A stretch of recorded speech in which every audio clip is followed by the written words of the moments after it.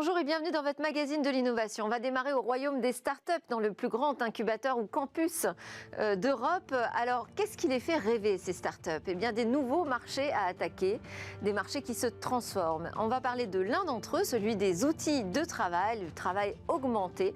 Il y a des places à prendre. On en discute avec Marwan Elfites de Station F dans quelques instants. Mais il y a aussi le revers de cette médaille de la transformation numérique. Je veux parler du cybercrime. Une numérisation à marche forcée peut s'avérer dangereuse si l'on ne prend pas les précautions. Alors là, l'objectif est vraiment de faire prendre conscience des faits réels de la cybercriminalité. On aura des chiffres, on aura aussi un expert de terrain qui nous racontera comment ça se passe après une cyberattaque. Et puis nous retrouverons notre rendez-vous Game Business. Là, on va partir sur les jeux en monde ouvert avec leur succès, mais aussi leur déconvenus. Et puis nous conclurons par l'invention magnifique d'un télescope. Un télescope peut-être idéal pour les amateurs d'astronomie, à la fois si simple et si intelligent. Mais tout de suite, place au Launchpad.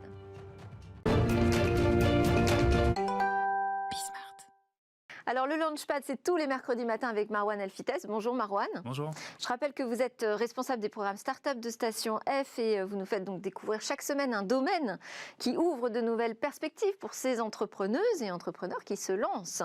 Aujourd'hui, ce sont les solutions de travail collaboratif qui nous intéressent. Un enjeu important aujourd'hui face au fléau Covid-19, c'est de trouver des nouveaux moyens de travailler intelligemment ensemble quand on est à distance. Oui, 2021, c'est un peu l'année de la confirmation. En 2020, certaines entreprises ont dû y aller un peu à marche forcée sans forcément l'avoir anticipé. En 2021, l'enjeu, c'est d'avoir des solutions pérennes qui permettent l'efficacité du travail en entreprise, à distance aussi, effectivement. Est-ce qu'on peut dire que c'est un marché sur lequel il y a déjà beaucoup d'acteurs? Énormément. Oui. Énormément. En 2020, en plus, c'est l'année de l'éclosion de gros acteurs. Alors, on a beaucoup parlé de Zoom, qui a atteint une valorisation qui a dépassé les 100 milliards de dollars. C'est colossal. On a eu aussi en 2020 le gros combat entre Microsoft Teams, qui est la solution de messagerie de Microsoft, et Slack. Teams, il y a un an, ils n'avaient que, entre guillemets, 30 millions d'utilisateurs actifs. Ils ont atteint les 115 millions en fin d'année, ce qui est incroyable. Et Slack qui s'est fait racheter par Salesforce. Autour de 27,7 milliards de dollars. Donc c'est un vrai combat entre des géants, les deux grands géants du SaaS, Microsoft et Salesforce. Alors du coup, on se dit, le paysage est un peu bouché. Est-ce qu'il reste des places? Effectivement, c'est un marché qui est assez trussé sur certains segments, qui est assez spécialisé. On va avoir aussi des outils de gestion de projet, Asana par exemple, Trello, en plus des gros acteurs. Il y a quand même quelques opportunités. On parlait notamment des GAFA notamment qui sont assez importants dans le secteur. Il y a beaucoup de startups aujourd'hui qui naissent dans le giron de ces GAFA, qui vont proposer des couches qui vont compléter leurs solutions. Et puis il y a aussi des gaps encore qui ne sont pas forcément très bien adressés. Dans une entreprise, vous allez avoir beaucoup de solutions de collaboration. Il y a peut-être encore un besoin sur l'orchestration, la gouvernance de l'ensemble de ces solutions en entreprise. Oui, parce qu'on a les outils, on ne sait pas forcément encore comment bien se les approprier en entreprise, parce que ça touche aujourd'hui tous les secteurs d'activité, toutes les tailles aussi de société. Donc il faut aussi trouver la bonne ergonomie, peut-être la killer app qui va faire que l'adoption se fera spontanément. Et c'est là, vous pensez que les startups ont vraiment une place à prendre? Énormément, parce qu'effectivement, il ne suffit pas d'avoir une solution de collaboration pour que les collaborateurs collaborent. Il faut pousser à l'adoption en entreprise. Et puis nous, ce qu'on va voir à Station F, on va voir différents angles qui sont pris. On va voir des startups qui s'intéressent à la circulation des données entre différents départements. On va avoir des solutions purement RH, mais qui aussi permettent l'engagement, la culture en interne. Et puis on va avoir des solutions d'orchestration et d'automatisation des solutions de collaboration. D'accord, donc c'est des outils de travail, mais finalement, il y a plusieurs domaines à l'intérieur. Quand vous dites se développer dans le giron des GAFAM, ça veut dire quoi? Vous allez pouvoir ajouter une couche logicielle autour. Mais sans faire partie de l'entreprise. Sans faire partie de l'entreprise. Vous déployez un Microsoft Teams, par exemple, super solution, utilisée par des millions de personnes aujourd'hui. Ça reste un environnement générique, qui n'est pas du tout adapté ou customisé aux environnements de collaboration qui sont propres à l'entreprise. Donc vous allez pouvoir ajouter une couche derrière pour améliorer l'adoption en interne. Et pour ça, il faut travailler avec Microsoft? Il faut travailler parfois avec Microsoft, notamment pour avoir des certifications, pour s'assurer que Microsoft valide l'usage des données notamment et apporte son tampon de oui, cette solution est bien compatible avec ma gamme Office par exemple. Et ça, c'est ce que vous constatez à Station F. Vous avez des startups qui se lancent comme ça sur ce créneau pour personnaliser, se spécialiser avec un environnement qui est déjà existant et occupé par un GAFA? C'est le cas, oui. Effectivement, on a notamment Salesteam qui permet de le faire. Alors Teams, pas comme Microsoft Teams, mais Teams, T-I TIM, MS. ouais, Sales Team, TIM. M, ok. Et effectivement, qui se greffe parfaitement à cet écosystème en croissance qui est Microsoft Teams.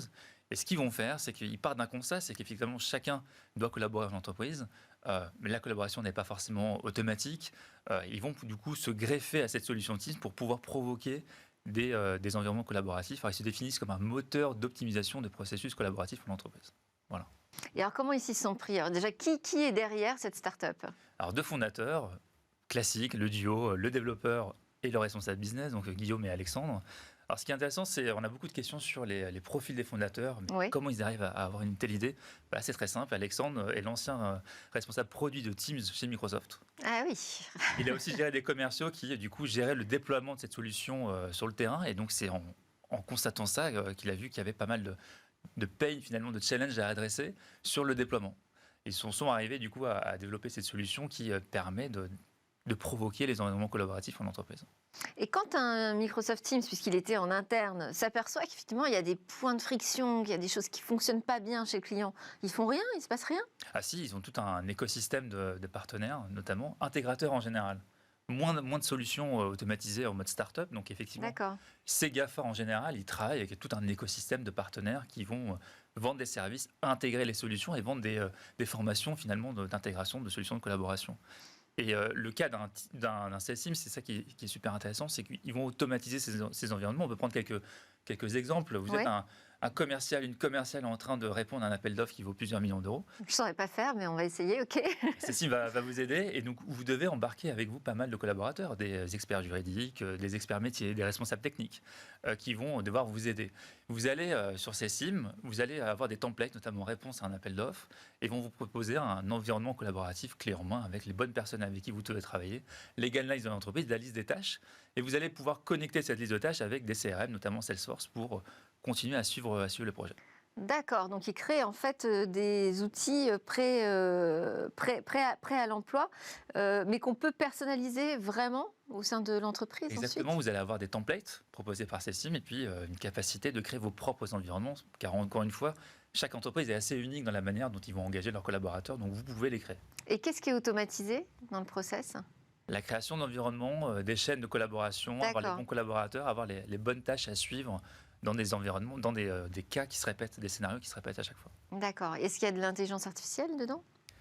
Sans doute. Alors là, je ne suis pas rentré dans la stack software et infrastructure, mais effectivement, ça peut rentrer là-dedans. Oui. Ok, et alors, donc là, aujourd'hui, ils ont une idée, ils travaillent sur ce projet, ils ont obtenu, j'imagine, les accréditations nécessaires auprès de Microsoft. Quelles sont les prochaines étapes pour eux? Alors c'est intéressant, c'est arrivé il y a 1 an et demi à Station F, en mode prototype, comme beaucoup de startups, ils étaient 2. Maintenant, ils sont 5, ils ont 15 clients en production sur différents continents, sur l'ensemble des continents même, et différentes tailles d'entreprise. Donc, ils vont de la petite entreprise à du grand compte, et même du grand compte du CAC 40 en ce moment. Je ne peux pas forcément encore révéler les noms, mais ils sont en déploiement.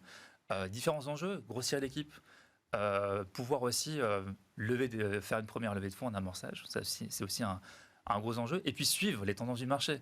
On parlait de solutions de collaboration, on parle de la croissance de Microsoft Teams, qui est aujourd'hui l'une des solutions leaders, mais il y en a peut-être d'autres, il y en a sans doute d'autres qui vont grossir.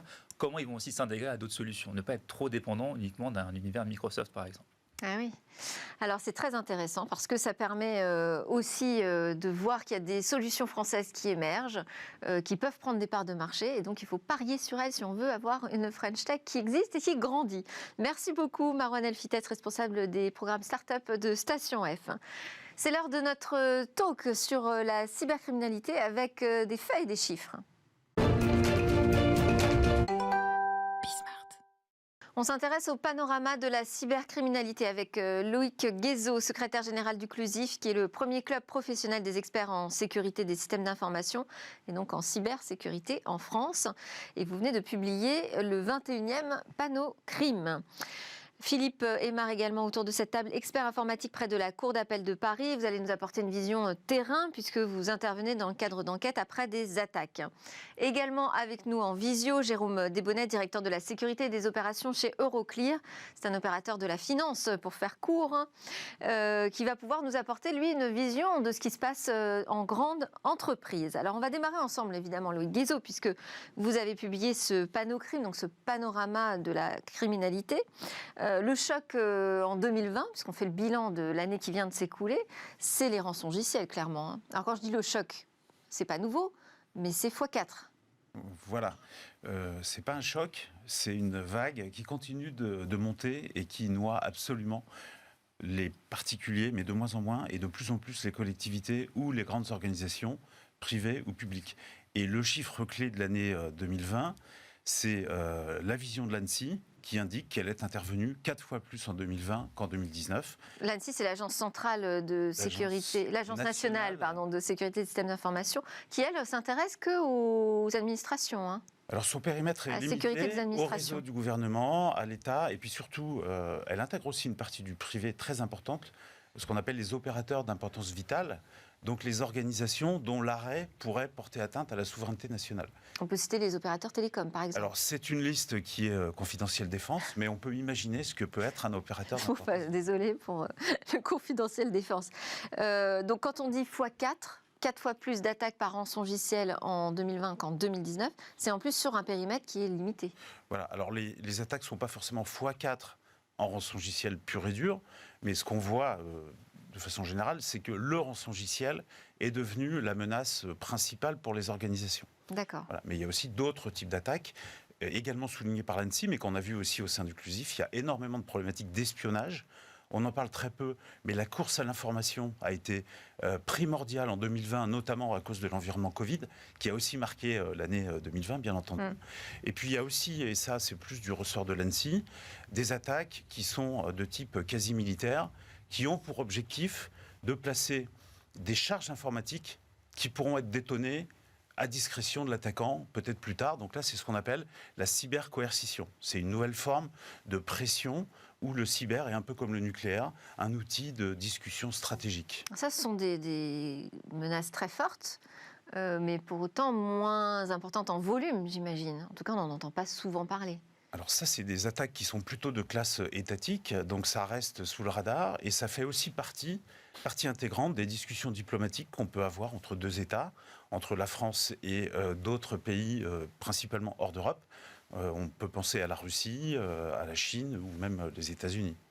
On a reçu Pascal Boniface vendredi dernier, qui est donc géopolitologue, et qui nous a montré ô combien, effectivement, le numérique était au cœur des conflits internationaux aujourd'hui.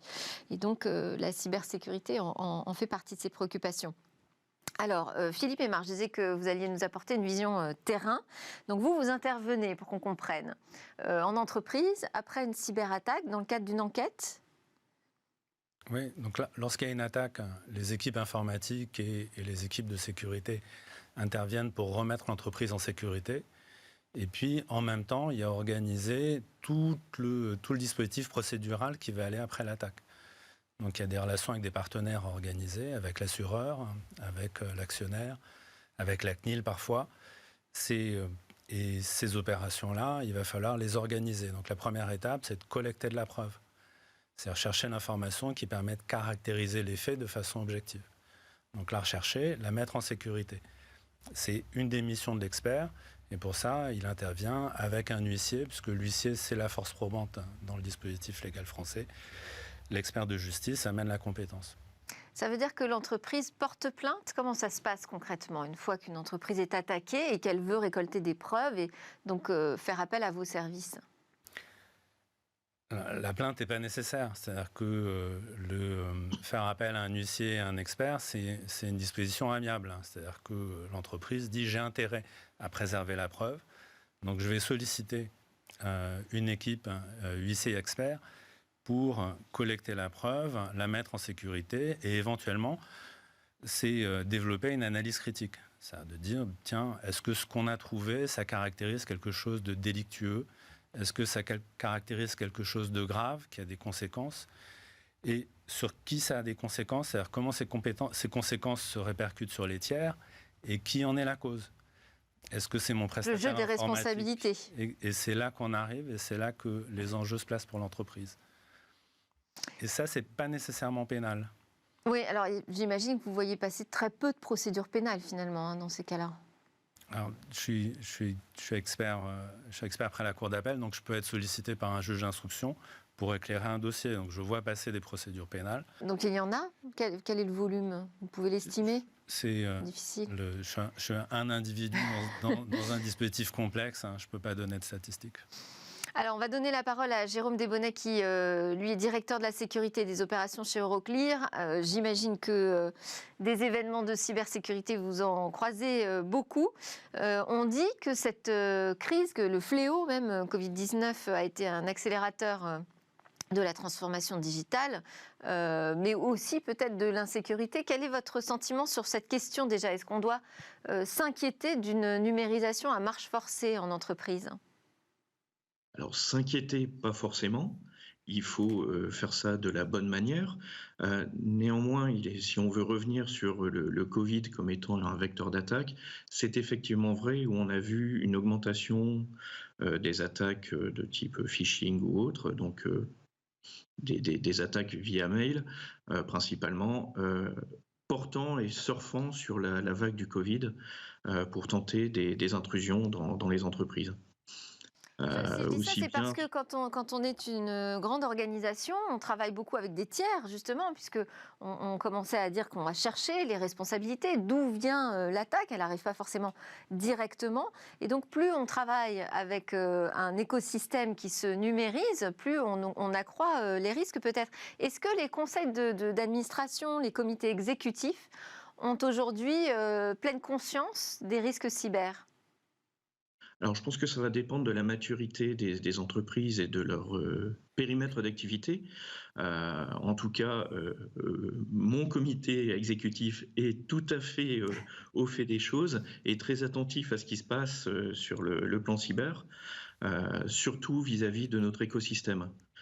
Donc, nous surveillons les activités cyber qui nous concernent, mais aussi qui peuvent concerner notre écosystème pour éventuellement nous en protéger si un partenaire, un client ou autre, est lui-même attaqué et donc peut avoir un impact sur nos propres systèmes et nous utiliser, on va dire, par rebond pour atteindre l'intégralité de l'écosystème. Donc, nous avons vraiment une très grosse surveillance sur ces aspects-là. Alors Loïc Guézot, je disais qu'on allait parler des faits. Il y a eu des inculpations en 2020 ? Il y a eu quelques inculpations en 2020, un peu partout dans le monde. On a notamment des Nigérians, un gang d'arnaqueurs par la messagerie qui a été arrêté par Interpol. Donc ça, c'est une grosse opération, puisque derrière, c'est des centaines de millions de dollars de fraude partout dans le monde qui sont remontés vers ces fraudeurs. Et puis, en France, on a eu une affaire avec le procès d'Alexandre Vinnik, qui a été arrêté en Grèce, extradé vers la France, et qui était accusé d'être à l'origine et bénéficiaire du rançongiciel Loki, qui a frappé pour plus de 135 millions, je crois, les entreprises en France. Il a été condamné, il est en appel encore, il a fait appel encore aujourd'hui, mais il a été condamné uniquement pour blanchiment d'argent en fait, actuellement. Donc voilà, le temps judiciaire est parfois très long.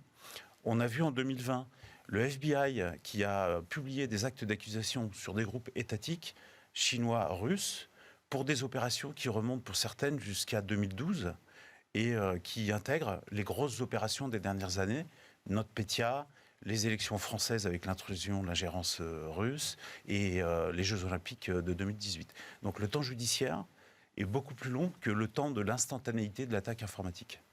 Est-ce que vous diriez qu'aujourd'hui, on est suffisamment équipé justement pour contrer ces cyberattaquants ? Il n'y a pas de solution magique pour se mettre en bonne position cybersécurité. C'est un ensemble entre de la technologie, des process, la façon d'utiliser tout ça, et puis l'humain. Et progressivement, peut-être qu'il y a 30 ans, on était très ciblé, très orienté sur des problèmes technologiques. Oui. Et puis progressivement aujourd'hui, on voit bien qu'on bascule sur l'humain.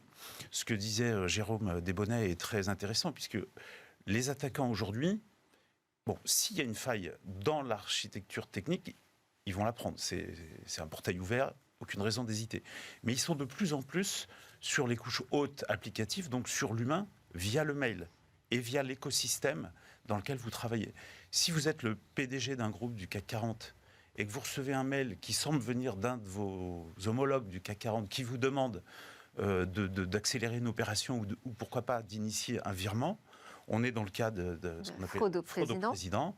Et ça marche, parce que là, on est en confiance entre deux équivalents qui se parlent par mail et qui ont un sentiment de proximité, alors qu'ils sont en danger maximum. Arnaque, fraude au président, gros virement. Et puis après, il faut appeler un expert judiciaire et éventuellement la police pour essayer de récupérer l'argent si c'est encore possible. Alors justement, on a un expert judiciaire autour de la table. Philippe Aymar, quand vous arrivez comme ça dans les entreprises qui ont été victimes d'attaques, qu'est-ce que vous constatez? Il y a des erreurs qui ont été commises et quelles seraient du coup vos recommandations? Oui, il y a pas forcément, enfin, il y a des fautes d'inattention.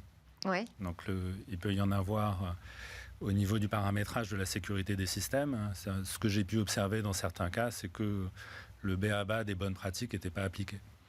Donc là, c'est important que l'entreprise soit sensibilisée, que la direction informatique soit sensibilisée au dossier et fasse son travail. Donc il y a des réseaux de prestataires. L'ANSSI, par exemple, gère un réseau de professionnels agréés.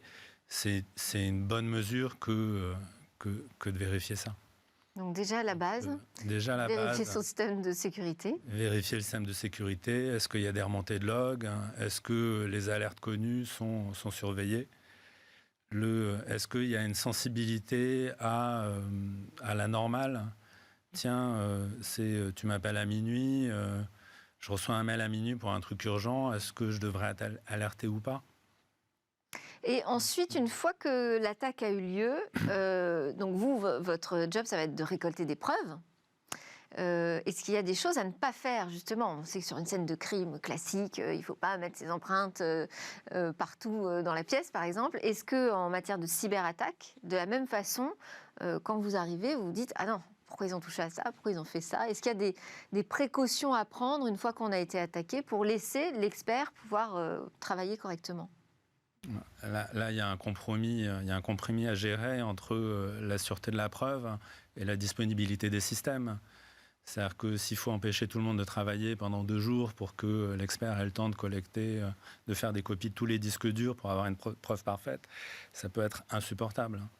Donc là, il y a des priorités dans les actions à mener. Donc et j'ai pas de recette à vous donner. D'accord. C'est du cas par cas? C'est du cas par cas. C'est de regarder quels sont les systèmes dans l'entreprise. Il y a des systèmes qui sont pérennes et à valeur probante. C'est-à-dire que, par exemple, si on a les logs qui sont hébergés chez Office 365, comme c'est le cas dans beaucoup d'entreprises, on sait qu'ils vont être gardés pendant plusieurs dizaines de jours. On sait qu'ils ont une valeur probante parce que c'est difficile d'aller bricoler sur les systèmes de Microsoft. Donc là, on n'est pas obligé d'agir tout de suite. En revanche, c'est un ordinateur qu'on sent être le vecteur de l'attaque. Là, c'est important de l'isoler, de prendre une image du disque et puis après de laisser les équipes de sécurité faire ce qu'elles ont à faire, qui est d'en mettre à zéro s'il faut, de nettoyer, d'identifier le virus pour pouvoir le remettre dans les bases de détection et éviter d'être attaqué par la même chose. Et on trouve facilement des traces, on arrive facilement à remonter aux origines de l'attaque? Je pense que tout cybercriminel laisse sa patte? Je ne saurais pas dire. Moi, je peux parler que de celles que j'ai réussi à trouver. Celles que je n'ai pas réussi à trouver... Et c'est combien de temps? C'est ça, mais est-ce que c'est difficile? Est-ce que c'est un travail qui prend du temps? Ou est-ce que finalement, il y a tellement d'attaques qui sont lancées sur le marché que peu de précautions sont prises par les attaquants pour masquer leurs traces? Louis Guizot, si vous voulez réagir. Ouais. Moi, mon sentiment, c'est qu'il faut avoir de la chance. C'est-à-dire que, on arrive dans une entreprise, les endroits où il y a de l'information, il y en a plein. Ouais. C'est-à-dire qu'on va trouver le log de la machine, le log du serveur de mail. Donc il y a des gisements d'informations dans tous les sens. Et si l'entreprise est vaguement conséquente, on se retrouve rapidement avec des centaines de mégas de données à analyser.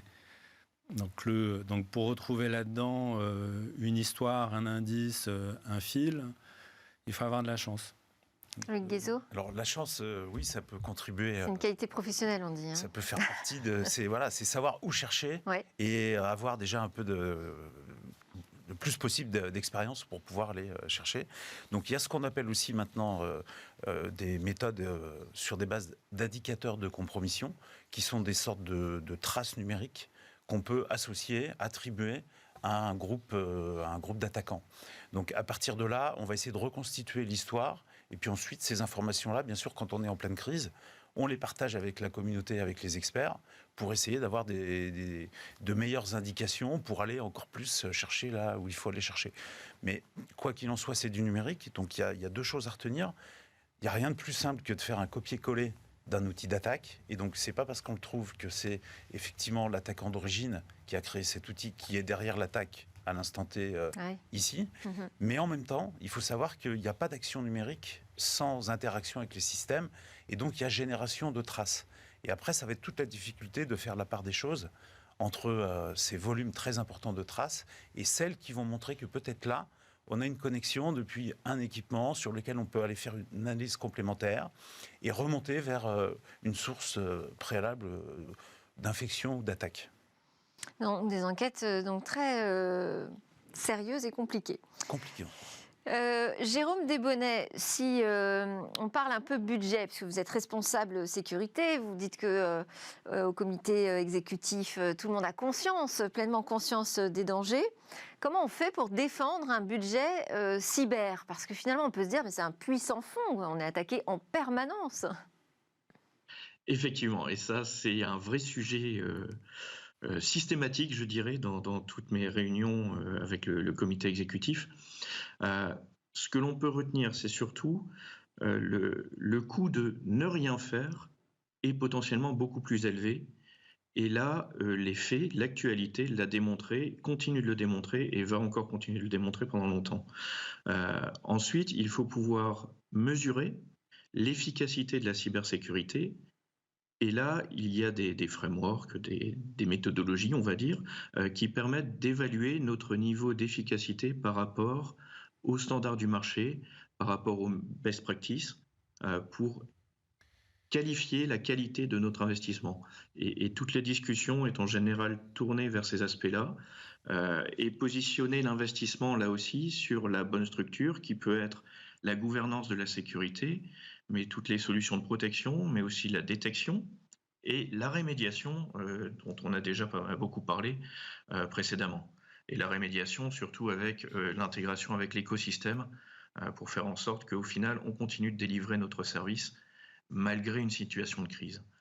On a aussi, sur ce plateau, on a aussi soulevé le problème des entreprises qui se retrouvent souvent seules face au cybercrime.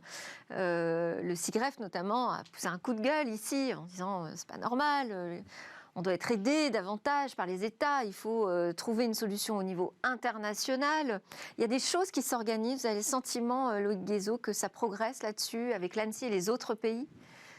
Déjà, oui, clairement, les attaques sont maintenant visibles avec leur impact sur l'économie ou même sur les gouvernements ou les processus électoraux.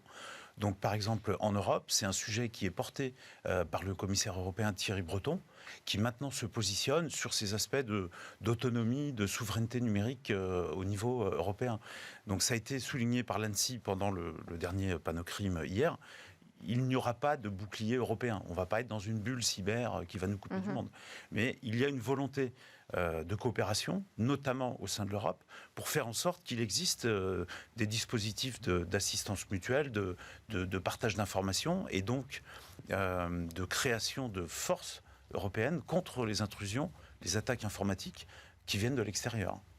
Jérôme Desbonnets, votre regard sur cette question de coordination au niveau des États, de protection de boucliers qui pourraient être utiles aux entreprises ?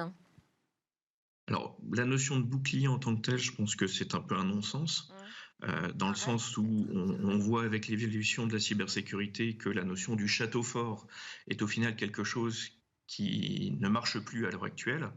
Par contre, le partage d'informations très rapide, de façon coordonnée et structurée, pour pouvoir détecter les attaques au plus tôt et les intercepter par les systèmes au sein des entreprises, ça a énormément de valeur. Alors aujourd'hui, Ainsi que le il y a des CERT qui existent, hein, des centres de réponse aux attaques qui permettent à chacun de se coordonner. Est-ce que c'est suffisant? Pas encore tout à fait, puisqu'on partage au final des IOC, hein, dont a parlé Loïc précédemment. Mais par contre, ces IOC sont en général assez mal catégorisés, ce qui veut dire que chaque entreprise doit faire le tri de ceci. Or, les IOC, on a une IOC, même pardon. volumétrie de croissance Indicateur que de les compromission, attaques, on va dire. indicateur de compromission. Les indicateurs de Ça compromission. fait Oui, indicateur merci. de compromission, oui. Oui, alors excusez-moi, du coup, je vous ai coupé. Qu'est-ce qui manque? Une structuration en fait dans l'organisation de ces indicateurs de compromission pour que nous, entreprises, puissions partager correctement les informations que nous pourrions détecter et aussi récupérer les informations qui nous sont vraiment nécessaires. Louis Guizot, vous vouliez Je ajouter quelque peux chose? effectivement aller dans le sens de Jérôme Desbonnets. Il y a un sujet qui est très important ici, c'est le partenariat, partenariat public-privé. Oui. Parce que très souvent, c'est le public qui a besoin, le secteur public qui a besoin de ces indicateurs, notamment police, justice, mais c'est le secteur privé qui le premier les voit. Soit les fournisseurs de technologies de détection et de blocage, soit les indicateurs sont fournis par des opérateurs privés qui interviennent en cas d'attaque. Donc cette collaboration et cet échange d'indicateurs entre le public, le secteur public et le secteur privé est extrêmement important. On n'a plus beaucoup de temps. On va parler justement de ces preuves numériques que vous collectez. Qu'est-ce qu'est une preuve numérique recevable? Qu'est-ce qui est recevable? Qu'est-ce qui n'est pas recevable dans une affaire de cyberattaque? Qu'est-ce qu'on peut utiliser pour remonter à la source d'une attaque? Qu'est-ce qu'on peut utiliser dans le cadre d'une procédure pénale, par exemple? Dans le cadre d'une procédure pénale, il y a une liberté de la preuve. C'est-à-dire qu'on peut tout prendre. Après, ça peut être des preuves faibles, comme par exemple, il y a des systèmes de journalisation, des logs, qui vont être des logs sécurisés. Donc ceux-là, on sait qu'ils ont une valeur probante, on peut s'appuyer dessus de façon assez sereine. Il y en a d'autres qui sont des systèmes de journalisation en mode texte, c'est-à-dire que théoriquement, n'importe qui peut intervenir dessus, rajouter les lignes qu'il a envie de rajouter, personne ne pourra s'en rendre compte. Donc cette preuve est faible. Pour autant, on ne doit pas la rejeter. Si elle vient s'insérer dans un faisceau d'éléments et qu'elle aide à raconter une histoire cohérente, consistante, elle va avoir du poids et on pourra l'utiliser. On va terminer ce panorama de la criminalité, mais alors très très vite, il faut répondre rapidement, Louis Guizot, je suis désolée. Est-ce que le RGPD a renforcé la sécurité globalement? Indéniablement, le RGPD protège les données personnelles des Européens dans les traitements internationaux et particulièrement parfois américains. Et ça a américains. un peu forcé les entreprises à s'équiper. Le RGPD inclut une clause d'amende en cas de fuite de données et de non-protection préalable. Donc le RGPD mis en place en 2018 a frappé en 2019 et encore plus en 2020. Donc aujourd'hui, les entreprises savent à quoi s'en tenir si elles ne sont pas en position de sécurité sur ces données personnelles. Dans le secteur des objets connectés, est-ce qu'on a progressé ou c'est toujours une catastrophe? C'est toujours très complexe puisqu'il y a de plus en plus d'objets connectés. Donc c'est une menace qui se répartit de façon diffuse dans nos vies quotidiennes. Dans le panorama annuel de la cybercriminalité, on a fait un focus spécial sur une marque, la marque Tesla, qui est un fabricant d'objets connectés. Un gros objet connecté. Mais très connecté. C'est en fait un ordinateur sur roue. Et on a vu en 2020 des choses exceptionnelles. On a vu par exemple des mises à jour de plusieurs centaines de milliers de voitures, ce qu'on appelle on the air, donc sans retour au garage, avec modification, par exemple, en 2020, du dispositif de freinage qui avait été jugé inefficace. Donc mise à jour des paramètres à la volée, sans que les voitures retournent au garage. La question, c'est qu'est-ce qui se passera si demain, une de ces mises à jour se fait mal ou est compromise en amont par un attaquant, comme par exemple SolarWinds ou autre. On n'a plus qu'un mot là pour la fin. Sur le mobile, comment ça s'est passé en 2020, les attaques sur mobile? Il y a des attaques sur mobile depuis de nombreuses années. Le premier panneau crime de 2003 en parlait. Ça se durcit cette année, notamment avec des logiciels d'espionnage. Donc attention aux applications que vous téléchargez sur des magasins notamment alternatifs, mais pas seulement, même les magasins officiels. Merci beaucoup Jérôme Desbonnets, directeur de la sécurité des opérations chez Euroclear pour votre témoignage. Loïc Guézot, secrétaire général du CLUSIF pour ce Panocrime 2020 et Philippe Aymar, expert judiciaire. Nous, juste après la pause, on respire, on va s'intéresser aux jeux et au monde ouvert.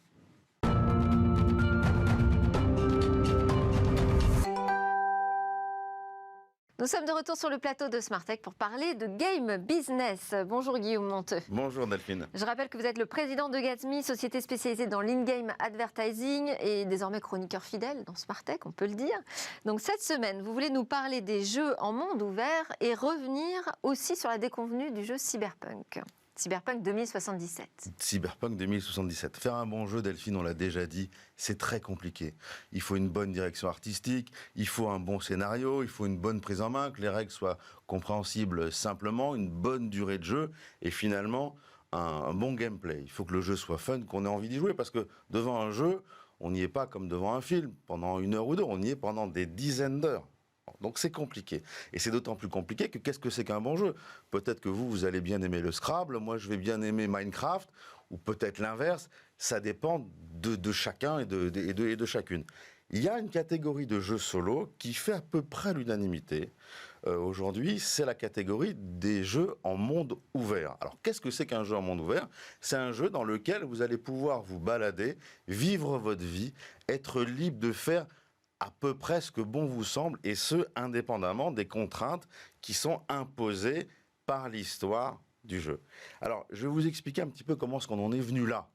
Il y a une quarantaine d'années, les jeux dans lesquels vous alliez sauver des princesses enfermées dans des châteaux, ça ressemblait plutôt à ça. Vous voyez, c'est des jeux dans lesquels on ne va pas partout, on suit une suite totalement linéaire de tableaux qui ont été designés par la direction artistique, en l'occurrence de Nintendo, et on suit une succession de niveaux. On peut pas faire autre chose que ça. Et le challenge qui nous est proposé, c'est de battre chacun de ces niveaux. Bon. Ça, c'est du 2D. Dans le monde 3D, il y a exactement la même chose. Je vais prendre un exemple. C'est un jeu de sport qui s'appelle Steep, fait par Ubisoft, dans lequel, voilà, pour progresser en ski, en l'occurrence là en surf, ben voilà, il faut suivre, il faut dévaler des pistes successivement, si vous voulez, proposées par le jeu. Donc ça, c'est la première étape. Deuxième étape, c'est les jeux dans lesquels vous avez l'impression d'être libre, mais en fait, vous n'êtes pas libre du tout. C'est des jeux comme Uncharted, c'est des jeux comme The Last of Us, où les décors sont somptueux, vous avez l'impression de pouvoir aller un peu partout, mais dès que vous vous éloignez un petit peu de la trame principale, ben vous êtes bloqué par des feuilles un peu hautes qui vous empêchent de passer, ou des ravins infranchissables. Bon, je mets dans la même catégorie que ça les jeux comme Animal Crossing, où vous avez aussi l'impression de faire plein de choses, mais in fine, vous allez commencer par secouer les arbres pour chercher des pêches, pour aller chercher du bois, et vous allez chasser des insectes. Bref, sur une séquence orchestrée par les auteurs du jeu. L'étape d'après, dans le monde ouvert, c'est les jeux dans lesquels vous avez une histoire principale, des quêtes principales, et puis des quêtes secondaires que vous pouvez faire ou ne pas faire. C'est des jeux comme BioShock, comme la série Horizon, c'est des jeux comme Death Stranded. Et puis, vous les faites pas, vous avez une certaine liberté. D'ailleurs, le fait de faire des quêtes secondaires peut avoir des influences sur la quête principale. Mais voilà, on est dans des jeux où vous avez, entre guillemets, des choix. Je ne parle pas des jeux en branchement, qui sont des jeux bien typés, sur lesquels d'ailleurs on reviendra, comme Detroit Becomes Human ou Life is Strange. Ça c'est pas ça. C'est des jeux dans lesquels voilà, il y a une histoire principale et vous pouvez, à certains moments, faire des quêtes et éventuellement y revenir plus tard. L'open world, ce sont des jeux comme Zelda, comme Minecraft, comme GTA V, comme Red Dead Redemption. Vous avez une histoire principale, mais vous pouvez passer des heures, des dizaines d'heures à aller dans une zone, chercher un cheval, chercher une voiture, chercher une arme, etc. Vous pouvez en fait vivre votre vie, vous avez une espèce de sentiment de liberté. D'ailleurs, dans ces jeux s'organisent des choses qui sont complètement folles et pas prévues par les auteurs des jeux. Par exemple, dans Red Dead Redemption, vous avez sur YouTube voilà, des kills de PNJ absolument incroyables. Vous avez dans Minecraft des constructions qui sont complètement folles et typiquement ils ont recréé le Titanic, ils ont recréé des villes de Game of Thrones. Voilà, c'est assez impressionnant. Je terminerai un petit peu cette virgule sur les open world par les open world en VR, puisque en VR vous pouvez aller dans des musées, vous attarder sur une œuvre et moins sur une autre, et là aussi avoir un sentiment de liberté et de choix. Vous pouvez aller dans des paysages complètement magnifiques et vous balader. Enfin, vous pouvez aller dans des stations spatiales, monter en haut de l'Everest, faire tout un tas de choses en VR dans le marché des open world. Alors, on va terminer justement sur cette taille du marché que représentent les jeux en monde ouvert. C'est beaucoup d'investissement, les jeux en monde ouvert, parce qu'il faut créer ces fameux mondes, et il faut créer des mondes gigantesquissimes. Et puis, il faut aussi les alimenter, c'est-à-dire créer des événements et ou donner des capacités aux joueurs pour quand même y faire quelque chose dans ces endroits. Donc, ça coûte très cher, mais ça rapporte énormément d'argent. Je vais prendre encore une fois une comparaison avec le monde du cinéma. Le nombre de films qui ont rapporté plus d'1 milliard à leurs auteurs, il y en a 5. Pas énorme. Regardez les jeux en monde ouvert. GTA V a rapporté plus de 6 milliards de dollars à Rockstar. Red Dead Redemption a rapporté plus de 2 milliards de dollars à Rockstar. Minecraft a rapporté plus de 4 milliards à Microsoft. Et il n'y a pas que l'argent qui est rapporté aux éditeurs. Je prends un exemple comme par exemple Microsoft Flight Simulator 10. En fait, ce jeu, il génère plus de 2,5 milliards de dollars à la chaîne de valeur du monde du jeu vidéo, notamment en hardware, en joystick un peu spéciaux, en sièges baquets pour avoir l'impression d'être dans un espèce de cockpit. Bref, ça génère énormément d'argent. On va s'arrêter là-dessus. J'imagine que vous allez nous parler la prochaine fois du projet d'Ubisoft. Oui, alors la prochaine fois, je vais vous parler d'Ubisoft et je vais aussi parler d'un énorme ratage qui s'appelle Cyberpunk 2077. Ah oui, parce qu'on l'avait annoncé, mais on n'a pas le temps. On l'avait annoncé, on n'a pas le temps, mais vous allez voir, c'est assez, j'ai envie de dire, presque grotesque. Voilà. Merci beaucoup, Guillaume Monteux-de-Gadsmy. Nous, on part à la découverte d'un télescope, un télescope fabuleusement simple à utiliser, mais fabuleusement intelligent surtout.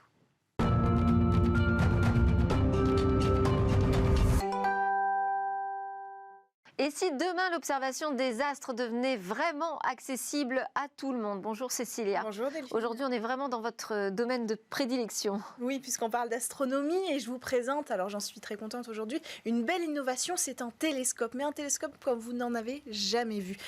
Celui-ci, tout le monde peut l'utiliser.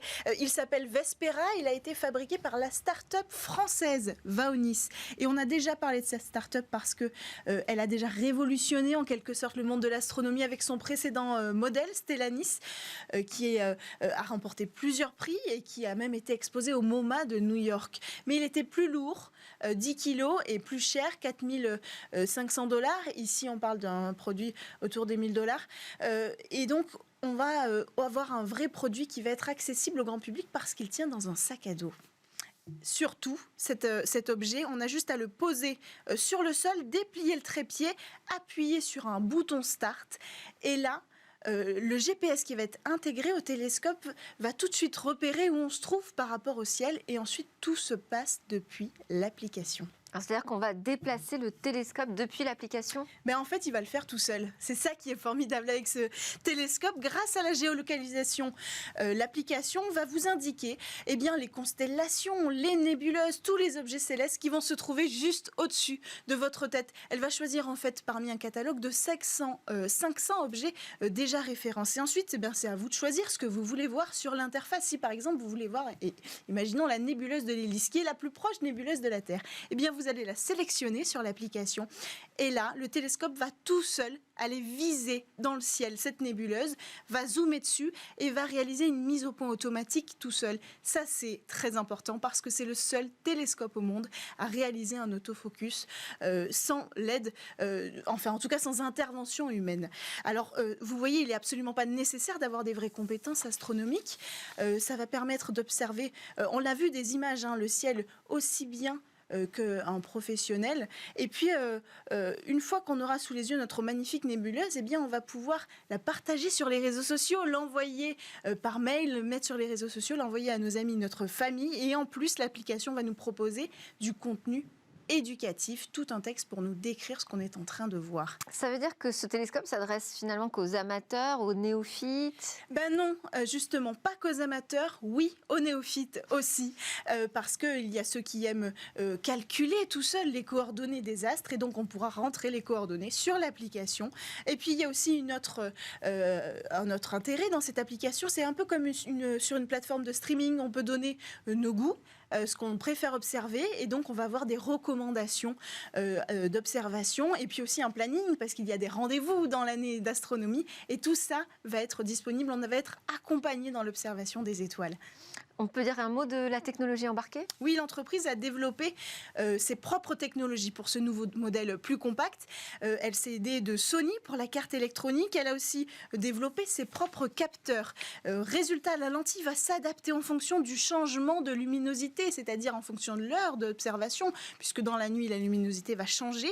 Et puis le constructeur garantit, avec toutes ses fonctionnalités, une qualité d'image parfaite. Pas de distorsion de l'image, pas d'astigmatisme et pas d'observation chromatisme. Alors, ça semble un petit peu lointain, mais en fait, ce sont des problèmes qu'on rencontre souvent en observation astronomique. Et donc, toutes ces choses-là vont être gommées. Alors, vous disiez que c'était stationné dans un sac à dos, donc on peut l'emmener partout? On peut l'emmener partout parce que ça pèse que 4,5 kilos. C'est presque un gadget, alors qu'en réalité, c'est bourré d'une magnifique technologie. Et on peut même y ajouter des filtres pour observer aussi le soleil. Et le coût, vous avez dit autour de 1000? Autour de 1000, oui. Alors en fait, c'est plutôt 1500 $. 1000, c'était possible encore pendant la campagne Starter. Maintenant, c'est plutôt 1500 $. En fait, c'est le prix d'un iPhone. Donc, il suffit de voir ses priorités, tout simplement. Merci beaucoup, Cécilia Sévry. C'est l'heure du Lab Startup. Je vous laisse partir nous présenter 4 jeunes pousses innovantes.